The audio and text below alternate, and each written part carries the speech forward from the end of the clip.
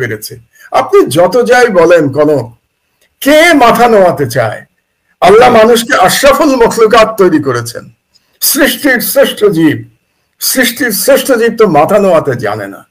কাজে এই ইয়াং জেনারেশনের মধ্যেই যতই চেতনার ন্যারেটিভ তৈরি করা হোক, বইপত্রে যতই ন্যারেটিভ পড়ানো হোক, এই যে ইনহেরেন্ট মানুষের যে বাঁচার আকাঙ্ক্ষা, ম্যান ইজ বর্ন ফ্রি, একটা বিখ্যাত কথা, ম্যান ইজ বর্ন ফ্রি, মানুষ জন্মায় স্বাধীনভাবে। এই যে স্বাধীনতার যে চেতনা, সেই প্রকৃত চেতনা এই ভুয়া চেতনাকে পরাজিত করেছে, বুঝতে পারলেন? এই যে ভুয়া চেতনা, যেটা মুক্তিযুদ্ধের চেতনার নামে ভারতীয় হিন্দুত্ববাদের কাছে আত্মসমর্পণ করবার যে ন্যারেটিভ, ওই চেতনাকে পরাজিত করেছে। মানুষের ওই যে ইনহেরেন্ট যে স্বাধীন থাকবার যে বাসনা, ওই বাসনার কাছে শেখ হাসিনা পরাজিত হয়েছে, এবং এই পরাজয় থেকে তিনি উঠতে পারবেন না। আপনি দেখবেন ইনশাল্লাহ এই পরাজয় থেকে তিনি আর উঠতে পারবেন না। ইতিহাসের আস্থা করে বিচার তো তার হবেই, সেটা তো আমরা ওই আলোচনায় যাচ্ছি না, বিচার কি হবে, সাজা কি হবে, আমরা ওই আলোচনায় যাচ্ছি না। কিন্তু ইতিহাসের আস্থা করে শেখ হাসিনা এবং তার গঙের স্থান হবে, এতে কোনো সন্দেহ নাই। তো এখন ধরেন মাহমুদ ভাই, আমরা যেটা দেখছি যে ঢাকা বিশ্ববিদ্যালয় বা আন্দোলন, যে গত কয়েকদিনের যে আন্দোলন, সেই আন্দোলনে কিন্তু পুলিশের একটা অংশ খুবই নিষ্ক্রিয় ছিল, পুলিশের একটা অংশ কিন্তু উগ্র কোনো ভূমিকায় যায় নাই, এবং ছাত্রলীগ যা করার করেছে পুলিশ প্রহরায়। আমি নিষ্ক্রিয় মনে করি না কনক, আমি মনে করি হাসিনার নির্দেশ ছিল না। হাসিনা ভেবেছিল, ওই যে প্রথমে আমি যে কথাটা বললাম, যে ছাত্রলীগের দানবদের দিয়ে সে এটা ঠান্ডা করে ফেলবে, পুলিশকে আসতে হবে না। তো যখন ছাত্রলীগ পরাজিত হয়ে গেছে, হাসিনার কাছে আর কোনো রাস্তা নাই পুলিশ দানবদের নিয়ে আসা ছাড়া। পুলিশের নেতৃত্ব যদি আপনি দেখেন, সে ঘুরে ফিরে কিন্তু কয়েকটা মুখ, সে কয়েকটা মুখই হাসিনার পেটোয়া বাহিনী হিসেবে নৃশংসতা চালাচ্ছে, এবং হয়তো আমরা কালকে জানতে পারবো ঢাকা বিশ্ববিদ্যালয়ে তারা কি করেছে। কিন্তু ধরেন আমাদের সেনাবাহিনীর কোনো ভূমিকা এখন পর্যন্ত আমরা দেখছি না। 7 জন শিক্ষার্থীকে এভাবে মেরে ফেলা হয়েছে, কোনো ভূমিকা দেখছি না। আমাদের প্রশাসন, যারা আমলার চেয়ারে বসে আছেন বড় বড় ব্যক্তি, তাদের কোনো ভূমিকা দেখছি না। ঢাকা বিশ্ববিদ্যালয়ের শিক্ষকদের কোনো ভূমিকা দেখছি না ওইভাবে, যদিও আগামীকাল বোধহয় নিপীড়ন বিরোধী শিক্ষকদের সমাবেশ আছে।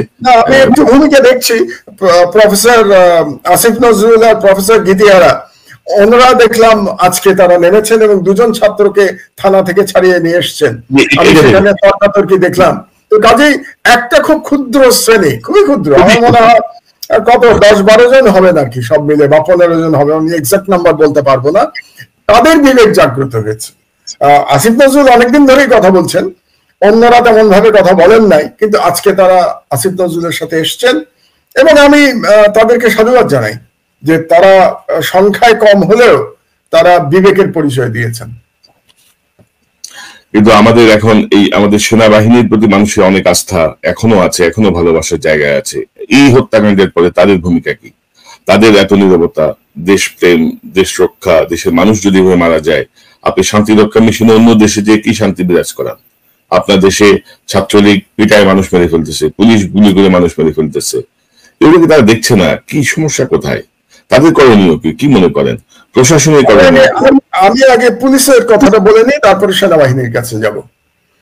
আমি যেটা মনে করি, পুলিশের যাদের মধ্যে, যদি পুলিশের কিছু লোকের এখনো বিবেক থেকে থাকে, কারণ আপনি একটা গুরুত্বপূর্ণ কথা বলেছেন যে ঘুরে ফিরে একই মুখ আমরা দেখতে পাচ্ছি যারা এই হত্যাকাণ্ডগুলোতে অংশগ্রহণ করে। যেমন ধরেন হারুনকে দেখেছি আমরা, আজকে মেহেদী হাসানকে দেখেছি, বিপ্লবকে দেখি আমরা, এবং এর আগে তো বেনজির ছিল, এবং এই ধরনের আরো 2-1 জন আছে যাদেরকে আমরা সবসময় দেখতে পাই।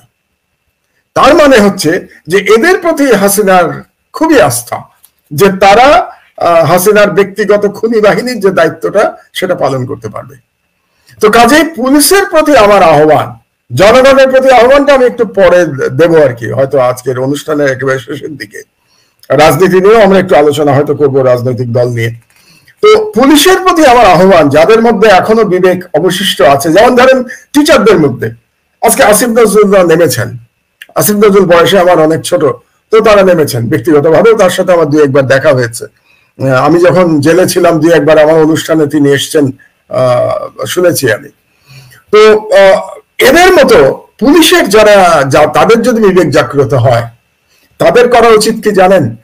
এই হারুন এবং মেহেদী হাসান এবং আর বিপ্লব কুমার এই ধরনের যারা আছে তাদেরকে গিয়ে বলা যে তোমরা পুলিশের একেবারে ইমেজ ধুলার সাথে মিশিয়ে দিয়েছো, তোমরা খুনি বাহিনীর ভূমিকায় অবতীর্ণ হয়েছ, তোমরা এখন বিদায় হও।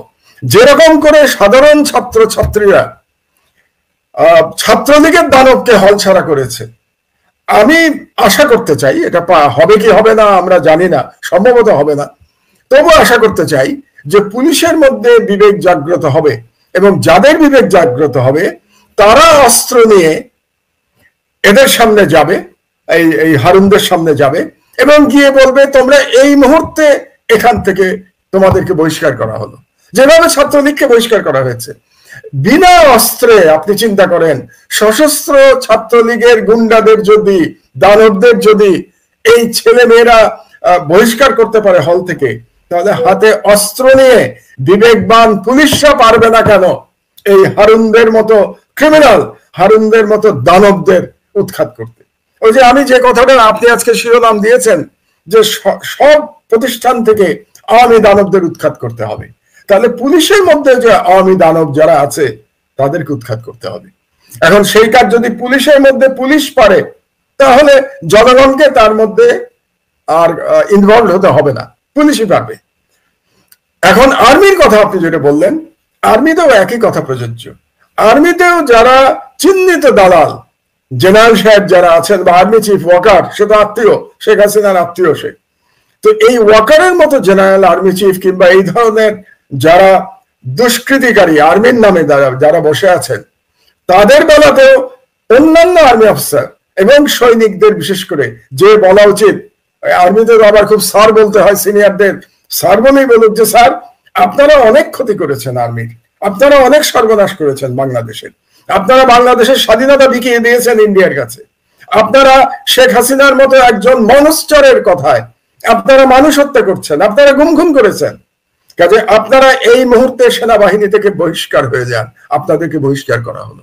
তার মানে আমি একটা 7ই নভেম্বরের মতো, 1975 সালের 7ই নভেম্বরের মতো একটা বিপ্লবের পরিস্থিতি আমি দেখতে পাচ্ছি বাংলাদেশে। এই পরিস্থিতি এর আগের টকশোতে কিন্তু আমি বলেছিলাম, আপনার মনে আছে 7ই নভেম্বরের কথা। আপনি দেখেন ওই টকশো থেকে আজকের মধ্যে বোধহয় 20-25 দিন পরে আবার আমি এসেছি আপনার এখানে। এই 20-25 দিনের মধ্যে সেই 7ই নভেম্বরের বিপ্লবের ধ্বনি আরেকটু কি কাছে চলে এসছে না? বিপ্লবের ধ্বনির আওয়াজটা আরেকটু জোরে বাজছে না? তো কাজেই আমি এখনো আহ্বান জানাবো পুলিশের প্রতি, আহ্বান জানাবো আর্মির প্রতি, আপনারা অস্ত্র ঘুরিয়ে ধরেন, আপনারা ক্রিমিনাল মনস্টার আওয়ামী দানবদের দিকে অস্ত্র ঘুরিয়ে ধরেন। আপনারা নিরস্ত্র আপনাদের ছেলে সন্তানদের মতো ছাত্র ছাত্রীদের দিকে অস্ত্র ধরবেন না। আপনারা আবু সাইদের মতো একজন কি বলবো অসাধারণ বীর শ্রেষ্ঠ আমি বলেছি, তার মতো একজন সাহসী মেধাবী ছেলের দিকে অস্ত্র ধরবেন না। আপনি অস্ত্র ঘুরিয়ে ধরেন হারুনদের দিকে। আর যদি সেনাবাহিনী কিংবা সেটা করতে বাধ্য হয়, তাহলে জনগণের কাছে আমার আহ্বান থাকবে, ছেলেরা তো যা করবার করে ফেলেছে, তারা দেখিয়ে দিয়েছে যে তারা কি পারে, তরুণরা কি পারে। আমি বাংলাদেশের জনগণকে বলছি, আপনারা 18 কোটি, আপনারা নেমে আসেন না কেন রাস্তায়? যদি আর্মির মধ্যে থেকে এই বিপ্লব শুরু না হয় বা পুলিশের মধ্যে থেকে এই বিপ্লব শুরু না হয়, আপনারা এই বিপ্লবের নেতৃত্ব দেন, আপনারা চলে যান, আপনারা গিয়ে সোজাসুজি গিয়ে ডিবি অফিস ঘেরাও করেন, আপনারা ক্যান্টনমেন্ট ঘেরাও করেন, যে এই মুহূর্তে বাংলাদেশ বিরোধী অফিসারদের আর্মি থেকে বের করে দিতে হবে, এই মুহূর্তে বাংলাদেশ বিরোধী এবং গণবিরোধী পুলিশ অফিসারদের, দুর্নীতিবাজ পুলিশ অফিসারদের বের করে দিতে হবে। আরে জনগণের শক্তির সামনে দাঁড়াতে পারে নাকি? আগে একটা কথা ছিল বুঝলেন, আমরা ছোটবেলায় শুনতাম, বলতাম গভর্নমেন্ট সার্ভেন্ট, সরকারি কর্মচারীদের বলা হতো গভর্নমেন্ট সার্ভেন্ট, তার মানে সরকারি কর্মচারী, বা চাকর শব্দটা ব্যবহার করা ঠিক হবে না, আমি কর্মচারী বলি, তার মানে তারা কার কর্মচারী? সরকারের বা জনগণের কর্মচারী। আর আজকে সেই জনগণের কর্মচারী প্রভু হয়ে বসে আছে, তাই না? আপনি হারুনের কথার আপনি বডি ল্যাঙ্গুয়েজ দেখেছেন, তার ভাষা শুনেছেন, সেটা মনে হয় যে একজন সরকারি কর্মচারী কথা বলছে, তার কথা শুনে মনে হয় বাংলাদেশের মনিব কথা বলছে। এদেরকে বলে দেওয়া দরকার, you are a government servant, you are my servant. বাংলাদেশের প্রতিটি নাগরিকের সার্ভেন্ট এই হারুন। কাজেই জনগণকে নিয়ে এদের বিরুদ্ধে প্রতিরোধ করে তুলতে হবে। এবং মাহমুদ ভাই, আমাদের সংবিধানে কিন্তু কর্মকর্তা বলে কোন শব্দ কিন্তু কোথাও নাই। সব কর্মচারী, কর্মচারী, প্রজাতন্ত্রের কর্মচারী, কর্মচারীর মতো থাকতে হবে। কর্মচারী হতে পারবো না, রাইট। তো মাহমুদ ভাই, আপনি যদি দেখেন যে বিএনপি কে ইনভলভ করার চেষ্টা চলছে, বিএনপির অফিসে রেড দেওয়া হয়েছে, অনেক 7 জনকে গ্রেপ্তার করা হয়েছে, কি ককটেল নাকি লাঠি সোটা এগুলো নিয়ে নানা কাহিনী হচ্ছে, মানে এমনটা যে বিএনপি এখানে সব জমা করে রাখছে আর কি। তো এই যে ধরেন এটা হচ্ছে আন্দোলনটাকে এখন অন্যদিকে ডাইভার্ট করার একটা চেষ্টা চলছে। কারণ বিএনপির আসলে ইনভলভমেন্ট কতটুকু আছে আমার সন্দেহ আছে। আপনি যদি দেখেন যে বিএনপি যদি ইনভলভমেন্ট থাকতো তাহলে গায়েবানা জানা, আমি তো কোনো ইনভলভমেন্টই দেখি না, গায়েবানা লোক যাইতো, তাই না? গায়েবানা জানা যায় বিএনপির ইনভলভমেন্ট যদি থাকতো। আজকে গায়েবানা জানা যায় যে ব্যর্থতার পরিচয় দিয়েছে বিএনপি। তারপরে এই আন্দোলনে বিএনপিকে জড়িত করার প্রচেষ্টাই হাস্যকর। এবং গতকাল রাত 12টায় যে নাটক হারুন করেছে, আপনি দেখেন এই নাটক নিয়ে বাংলাদেশে আজকে কোথাও আলোচনা শুনেছেন আপনি? না, কোথাও আলোচনা নাই, কারো কোনো ইন্টারেস্ট নাই, বিকজ সবাই জানে যে এটা সম্পূর্ণ নাটক। এবং এই আন্দোলনে এখন পর্যন্ত বিএনপিকে আমরা দেখতে পাই নাই, এবং বিএনপির কাছে আমাদের যে প্রত্যাশা ছিল সেটা এখনো পূরণ হয় নাই। প্রত্যাশা পূরণ তো দূরের কথা, প্রত্যাশার 10% পূরণ হয় নাই। আজকে যদি আপনি চিন্তা করেন না, আজকে মানে গায়েবানা জানা যায়, বিএনপির তো অন্তত পক্ষে 1 লক্ষ লোক হওয়া উচিত ছিল, তাই না? আজকে আমরা দেখলাম বিএনপির সকল বড় নেতার চেহারাই তো আমি আজকে দেখলাম, তারা সুন্দর সুন্দর পায়জামা পাঞ্জাবি পরে গায়েবানা জানাজা পড়তে গেছেন। কতজন লোক নিয়ে গেছেন? সব মিলে নেতা দেখলাম বোধহয় 50 জন হবেন, আর কর্মী কেউ ছিল কিনা আমি জানি না, না হয় আরো 50 জন। তো 100 লোক নিয়ে বিএনপি গেল আজকে গায়েবানা জানাজা পড়তে, যেখানে কালকে রাত্রে তাদের অফিসের উপরে আক্রমণ হলো। আজকে ঢাকা শহরে 1 লক্ষ লোক জোগাড় করতে পারলো না বিএনপির এত বড় বড় নেতারা। আমি তো এন্টায়ার লিডারশিপকে দেখলাম আজকে, এন্টায়ার লিডারশিপ ওয়েন্ট দেয়ার, তাই না? মসজিদে, বাইতুল মুকাররম মসজিদে এন্টায়ার লিডারশিপ ওয়াজ দেয়ার। তো তারা 1 লক্ষ লোক নিয়ে যেতে পারতো না। আজকে আপনি চিন্তা করুন, আজকে বিএনপি যদি 1 লক্ষ লোক নিয়ে একটা গায়েবানা জানাজা করতো, এবং তারপরে তারা মিছিল করে ঢাকা ইউনিভার্সিটিতে যেত এবং বলতো আমরা আমাদের সন্তানদের রক্ষা করতে এখানে এসেছি। কারণ তার সন্তানরাই তো ওখানে যারা আছে, যারা পুলিশের গুলির মুখে দাঁড়িয়ে আছে, বিজেপির গুলির মুখে দাঁড়িয়ে আছে, তারা কারা? তারা তো আমাদের সন্তান। তাহলে বিএনপির নেতাদের আজকে দায়িত্ব ছিল যে আমাদের সন্তানদের রক্ষা করতে আমরা এসেছি। তো আজকে 1 লক্ষ লোক মিছিল করে গেলে কোথায় যেত এই পুলিশ আর বিজেপি আর এই কি নাম মেহেদী হাসান আর এই হারুন? এটা তো সেই বানের পানির মতো উড়ে যেত তারা আজকে, তাই না? তো বিএনপি তো করতে পারে না। এখন ধরেন মির্জা আব্বাস কয়েকদিন আগে বলেছেন না যে আমরা আসলে প্রাণের ভয়ে আন্দোলন সফল করতে পারি নাই। তো প্রাণের ভয় যদি, আমার লজ্জা লাগছে আবু সাইদের কালকের ঘটনা দেখার পরে মির্জা আব্বাসের আজকে লজ্জিত হওয়া উচিত। আবু সাইদ কালকে যেটা দেখিয়েছেন আমাদেরকে, মির্জা আব্বাসের বয়স বোধহয় আমার কাছাকাছি হবে, আমি জানি না এক্স্যাক্টলি ওনার বয়স কত, আমার ধারণা নাই। তো আমার বয়স 71, আমি প্রায়ই বলি, আবারও বললাম, কদিন আগেই আমার জন্মদিন গেছে। তো 71 বছর বয়সে আমি তো আবু সাইদের কাছ থেকে সাহস শিখলাম রে ভাই, যে সাহস কাকে বলে। আমিও তো আক্রান্ত হয়েছিলাম কুষ্টিয়াতে, আপনার মনে আছে? তো আক্রান্ত হয়েও কিন্তু আমি দাঁড়িয়েছিলাম, আক্রান্ত হয়ে আমি ওখান থেকে সরি নাই। তো আবু সাইদের মতো সাহস আমি দেখাতে পারি নাই। এখন মির্জা আব্বাসরা যদি প্রাণের ভয়ে দাঁড়াতে না পারেন আওয়ামী লীগের সামনে, তাহলে রাজনীতি করবেন কিভাবে সেটা তো আমার জানা নাই, সেটা তারাই ভালো জানবেন, বিএনপি লিডারশিপ ভালো জানবেন। কাজেই এই আন্দোলনে বিএনপিকে জড়িত করার চেষ্টা বা অপচেষ্টা, আপনি যাই বলেন না কেন, এটা জনগণ জানে যে বিএনপির এর মধ্যে কোনো সংযোগ নাই। বিএনপির হয়তো কর্মীরা কেউ থাকতে পারে আন্দোলনে, সেটা তো তার ব্যক্তিগত, না আমি বলি আপনাকে, তার ব্যক্তিগত অবস্থান থেকে সে আন্দোলনে গেছে, বা বিএনপির কোন সমর্থক আন্দোলনে যেতে পারে। বিএনপির সমর্থক কিংবা কর্মী এই যৌক্তিক আন্দোলনে যাওয়া মানে তো বিএনপি যাওয়া না। বিএনপি এখন পর্যন্ত তো সাংগঠনিক ভাবে যায় নাই। বিএনপির মহাসচিব আজকে কি বলেছেন? তিনি বলেছেন যে আমাদের নৈতিক সমর্থন আছে এই আন্দোলনের প্রতি, কিন্তু এটা আমাদের আন্দোলন না। তো তিনি তো বলে দিয়েছেন আজকে, তাহলে আপনি বিএনপি কে পাচ্ছেন কোথায়? রাইট, কিন্তু তারপরে ধরেন বিএনপিকে যুক্ত করার চেষ্টা চলছে, জামাতকে যুক্ত করার চেষ্টা চলছে। এখন ধরেন ছাত্র দলের অধিকার আছে কোটা আন্দোলনে অংশ নেয়ার, ছাত্র শিবিরের অধিকার আছে কোটা আন্দোলনে অংশ নেয়ার। কারণ এখন পর্যন্ত তাদেরকে দেখি নাই, আমি সাংগঠনিকভাবে দেখি নাই, ব্যক্তিগতভাবে কেউ চেয়ে থাকতে পারে, ব্যক্তিগতভাবে হয়তো কেউ কেউ অংশ নিচ্ছে, সেটা হইতেই পারে, এটা খুব স্বাভাবিক। কিন্তু আমি জানি না কেন বিএনপি নেতৃত্ব ওপেনলি বলছে না যে হ্যাঁ আমরা এই আন্দোলনের সাথে আছি। কারণ এই কোটা বিরোধী আন্দোলন তো আজকে বাংলাদেশের প্রতিটি নাগরিকের আন্দোলন। আপনি চান না যে মেধাভিত্তিক হোক সমাজ, আপনি চান না যে যার যেটা যোগ্যতা সেই অনুযায়ী সে চাকরি পাক, সেই অনুযায়ী সে পুরস্কৃত হোক রাষ্ট্র দ্বারা? আপনি কি চান যে মেধা বাদ দিয়ে কোটার মাধ্যমে আপনি যারা মেধাহীন লোকদের আপনি নিয়ে আসবেন রাষ্ট্র পরিচালনায়? এটা তো কেউ চাইতে পারে না। তাহলে বিএনপি নেতৃত্ব এবং জামাত নেতৃত্ব তাদের তো ওপেনলি ডিক্লেয়ার করা উচিত যে এটা বাংলাদেশের প্রতিটি মানুষের আন্দোলন, প্রতিটি মানুষের মনের কথা, কাজে আমরা আছি এই আন্দোলনের সাথে। এটা বলতে তাদের ভয় কোথায়, দ্বিধা কোথায় তাদের? আর মাহমুদ ভাই, শুধু তো কোটা না, এই কোটার মধ্যে বড় কোটা হচ্ছে আওয়ামী কোটা। অর্থাৎ যতই কোটা থাকুক বা না থাকুক, ছাত্রলীগ, যুবলীগ বা আওয়ামী পরিবার না হইলে আপনি কি মনে করেন যে গত 15 বছর কারো চাকরি হয়েছে? ওই প্রসঙ্গ কিন্তু মাহমুদ ভাই আসতেছেই না যে 10 লক্ষ ভারতীয় বাংলাদেশে চাকরি করে। আমাদের 10 লক্ষ মানুষের চাকরি খেয়ে দিচ্ছে ভারত। হ্যাঁ, এক্সপার্ট যদি হয় এরকম হয়তো 50,000 লোক কাজ করতে পারে, 10 লক্ষ মানুষ কাজ করবে তাই বলে? তো এগুলো তো এখনো আসতেছেই না আসলে এই কোটা আন্দোলনের সঙ্গে।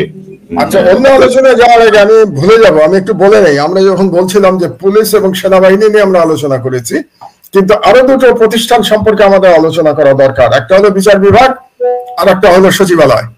বিচার বিভাগ সম্পর্কেও কিন্তু আমার একই কথা, আমার একই প্রস্তাব যে জনগণের উচিত আগামীকাল পারলে আগামীকাল, না হলে পরশুদিন, কিংবা যেদিন তাদের পক্ষে সম্ভব হয়, তারা মিছিল করে সুপ্রিম কোর্টে তাদের যাওয়া উচিত। এবং সুপ্রিম কোর্টে যে বিচারপতি নামে যে আওয়ামী দানবগুলো বসে আছে ওখানে, প্রধান বিচারপতি সহ, তাদেরকে বলা উচিত আপনারা এই মুহূর্তে সুপ্রিম কোর্ট চত্বর ছেড়ে চলে যান, আপনাদের বিচারপতির আসনে বসার কোনো অধিকার নাই। কেন নাই? আর একটা প্রমাণ আপনাদেরকে দিই। কদিন আগে প্রধান বিচারপতি কি বলেছে? শাহিন যে ছাত্রলীগের পান্ডা ছিল, জানেন তো, শাহিন ছাত্রলীগের পান্ডা ছিল। তো এই শাহিন কি বলেছে? যে রাস্তায় চিৎকার করে কি রায় পাল্টানো যাবে নাকি? এটা না শাহিনের বক্তব্য ছিল কদিন আগে, এই বোধহয় সপ্তাহখানেক আগে শাহিন একটা বক্তৃতায় বলেছে যে রাস্তায় চিৎকার করে কি রায় পাল্টানো যাবে, মানে কোটা আন্দোলনকারীদের উপলক্ষ করে সে কিন্তু এই কথাটা বলেছে। সে কি ভুলে গেছে যে শাহবাগে চিৎকার করেই আপনারা ফাঁসি দিয়েছেন? তখন আপনাদের এই নীতি কথা কোথায় ছিল? যখন আপনারা শাহবাগে ফাঁসি চাই বলে চিৎকার করলেন, কাদের মোল্লার রায় হলো যাবজ্জীবন কারাদণ্ড, আপনার মনে আছে? যাবজ্জীবন কারাদণ্ড হওয়ার পরে ফাঁসি চাই চিৎকারের চোটে এটা সুপ্রিম কোর্টে গিয়ে মৃত্যুদণ্ড হয়ে গেল। এটা পৃথিবীর ইতিহাসে খুব কম আছে যে লোয়ার কোর্টে যেটা বিচার হয় তার থেকে বেশি সাজা হয় উপরে গিয়ে, এটা খুব রেয়ার। এবং এটা হয়েছিল কেন? ওই রাস্তায় চিৎকার করে ফাঁসি চাই করার পরে। এবং এটা বিচারক কে ছিল? এই আইসিটিতে বিচারক ছিল এই শাহিন। তো শাহিন কি জানে না? শাহিন কি জানে না যে চিৎকার করে রায় পরিবর্তন করা যায় বাংলাদেশে? সে নিজে কি করে নাই চিৎকারের জন্য রায় পরিবর্তন? তাহলে চিন্তা করেন এই মানুষগুলো কত বড় মুনাফেক, যে সে নিজে যে কাজ করে এসছে সেটা নিয়ে আমাদেরকে জ্ঞান দিচ্ছে, কাজেই আমি মনে করি এই আওয়ামী পান্ডা বা আওয়ামী দানব, যেটা আপনার আজকে হেডলাইন, আওয়ামী দানব বিচার বিভাগে যারা আছে, তাদেরকেও এখনই জনগণের উচিত সম্মিলিতভাবে কোর্টে গিয়ে, সুপ্রিম কোর্টে গিয়ে তাদেরকে বলা যে আপনাদের বিচারপতির চেয়ারে বসার কোনো অধিকার নাই, আপনারা বেরিয়ে যান। একই কথা সচিবালয়ের জন্য প্রযোজ্য। যেই সমস্ত কর্মকর্তারা ভারতের কাছে দেশ বিক্রি করে দিয়েছে, হাসিনার নির্দেশে যে সমস্ত কর্মকর্তারা দুর্নীতি করছে, বাংলাদেশের বিলিয়ন ডলার পাচার করে বাংলাদেশকে ব্যাংকরাপ্ট করে দিয়েছে, তাদেরকে যে মিছিল করে জনগণের বলা উচিত আপনাদের এই চেয়ারে থাকার আর কোনো অধিকার নাই, এই মুহূর্তে আপনারা সচিবালয় থেকে বেরিয়ে যান। সেটাই হবে প্রকৃত বিপ্লব। আমি সেই বিপ্লবের স্বপ্ন দেখি, বুঝলেন?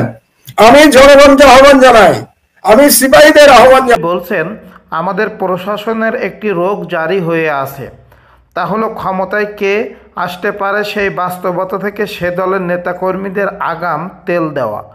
শনিবার 1 মার্চ কক্সবাজার জেলা প্রশাসকের সম্মেলন কক্ষে স্বরাষ্ট্র ও কৃষি মন্ত্রণালয়ের কর্মকর্তাদের সঙ্গে মত বিনিময় শেষে সাংবাদিকদের ব্রিফিংয়ে তিনি একথা বলেন।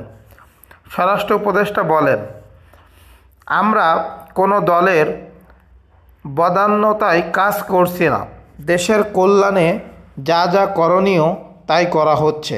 প্রশাসনের কাউকে কোনো দপ্তর থেকে বলে দেওয়া হয়নি অমুক দলের লোকজনকে সহানুভূতি দেখাতে। তিনি বলেন, বিগত কয়েক বছরে মিয়ানমার অভ্যন্তরে চলমান সংঘাতের জেরে বাংলাদেশ মিয়ানমার সীমান্তে স্পর্শকাতরতা অনেকাংশে বৃদ্ধি পেয়েছে। সাম্প্রতিক পরিস্থিতি বিবেচনায় বাংলাদেশ মিয়ানমার সীমান্তে একটি ব্যাটালিয়ন স্থাপন সময়ের দাবি ছিল। এরই প্রেক্ষিতে সীমান্তে নজরদারি ও তৎপরতা বৃদ্ধির লক্ষ্যে কক্সবাজারে উখিরিয়ায় একটি বিজিবি ব্যাটালিয়ন প্রতিষ্ঠা করা হলো। স্বরাষ্ট্র উপদেষ্টা বলেন, বাংলাদেশ মিয়ানমার সীমান্তের নিষিদ্ধ নিরাপত্তা, অবৈধ অনুপ্রবেশ, মাদকদ্রব্য, অবৈধ পণ্যের চোরাচালান প্রতিরোধ ও সন্ত্রাসী কর্মকাণ্ড সহ যে কোনো আন্তর্জাতিক সীমান্ত অপরাধ দমনে উখিয়া ব্যাটালিয়ন গুরুত্বপূর্ণ ভূমিকা রাখবে। এ সময় কক্সবাজার আপনাদেরকে এখন জানাবো। আওয়ামী লীগের সাধারণ সম্পাদক ওবায়দুল কাদের মারা গেছেন দাবিটি সম্প্রতি ইলেকট্রনিক গণমাধ্যমের 3টি ফটোকার্ড সামাজিক যোগাযোগ মাধ্যমে ছড়িয়ে পড়েছে। তবে তথ্যের সত্যতা যাচাইকারী প্রতিষ্ঠান রিউমার স্ক্যানার এক প্রতিবেদন জানিয়েছেন যে প্রচারিত এসব ফটোকার্ডের তথ্য মিথ্যা এবং ভুয়া। রিউমার স্ক্যানার টিমের অনুসন্ধানে জানা যায়, ওবায়দুল কাদের মারা গেছেন দাবিতে ওই গণমাধ্যমগুলো তাদের ওয়েবসাইটে কোনো সংবাদ কিংবা ফেসবুক পেজে কোনো ফটোকার্ড প্রকাশ করেনি। গণমাধ্যমগুলোর ডিজাইন নকল করে আলোচিত ফটোকার্ডগুলো প্রচার করা হয়েছে। এ বিষয়ে অনুসন্ধানে আলোচিত ফটোকার্ডগুলিতে উল্লেখিত দাবিগুলোর সত্যতা যাচাইয়ের প্রাসঙ্গিক একাধিক কিওয়ার্ড সার্চ করে গণমাধ্যম কিংবা সংশ্লিষ্ট অন্য কোনো নির্ভরযোগ্য সূত্র এই দাবিগুলোর সত্যতা পাওয়া যায়নি। পরবর্তীতে আলোচিত ফটোকার্ডগুলো পৃথকভাবে যাচাই করেও কোনো সত্যতা পায়নি রিউমার স্ক্যানার। পাশাপাশি